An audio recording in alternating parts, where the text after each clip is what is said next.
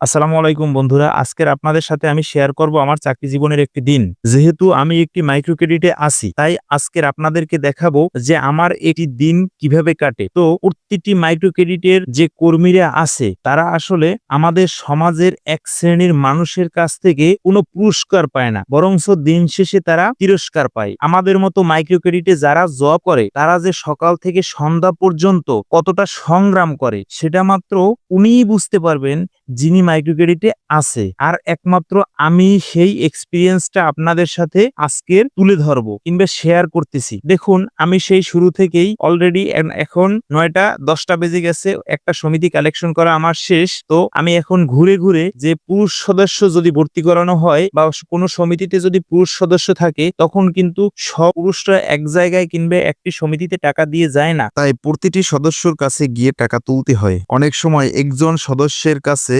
টাকা আনতে 2 থেকে 3 বার যাওয়া লাগে। তারপরও যদি ওই টাকাটা না দেয়, তখন নিজের কাছে নিজেকে খুব অপরাধী মনে হয়। কারণ এই সদস্যকে যখন টাকা দিছিলাম, তখন ভাবছিলাম সে খুব ভালো সদস্য, খুব ভালো লোক, যাওয়ার সাথে সাথেই টাকাটা দিয়ে দেবে। কিন্তু টাকাটা যখন তার পকেটে চলে গেছে, তখন আর সে আমাকে চেনেই না। প্রত্যেকজন মাইক্রো ক্রেডিট কর্মীর এরকমের খারাপ এক্সপিরিয়েন্স আছে। যাই হোক, অনেকক্ষণ বক বক করে ফেললাম। তো আজকের আমি সকাল থেকে এখন বাজে দুপুর 2টা, এখন পর্যন্ত আমি কালেকশন শেষ করতে পারি নাই। বিভিন্ন জায়গায় গিয়ে হয়তো বা অনেকে টাকা দিছে অথবা অনেকে টাকা দেয় নাই। এই যারা টাকা না দিছে, তাদের কাছে আবার বিকেলবেলা আমার যেতে হবে। আবার এদের মধ্যে কিছু পাবলিক আছে যারা সকালবেলা টাকা দিবে না, এরা বিকেলবেলা আবার টাকা দিবে। আবার এই বিকেলবেলা যারা দিবে, তাদের মধ্যেও কিছু পাবলিক আছে যে বলবে এখন বেচা কিনা হয় না, আজকে দিতে পারবো না, কালকের দিব। আর এই কথাটা যখন বসকে গিয়ে বলবো, বস যখন শুনবে যে আজকে টাকা দেয়নি, তখন রাতের ঘুম হারাম। কিছু কিছু সদস্য আছে যারা অনেক সময় আবদার করে বসে, স্যার এই সপ্তাহের টাকাটা আপনি একটু পকেট দিয়ে চালান না, পরের সপ্তাহে দিয়ে দেবো। তখন মাথা মাথা আগুন হয়ে যায়।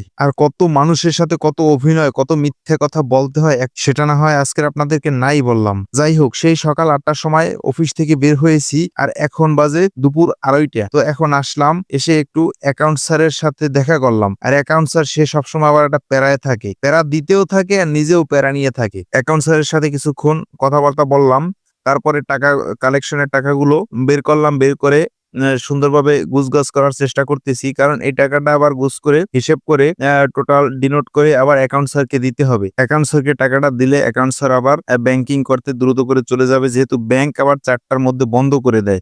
তাই 4টার আগেই আমাদের কালেকশন শেষ করে তাকে টাকাটার হিসেব বুঝিয়ে দিতে হয়।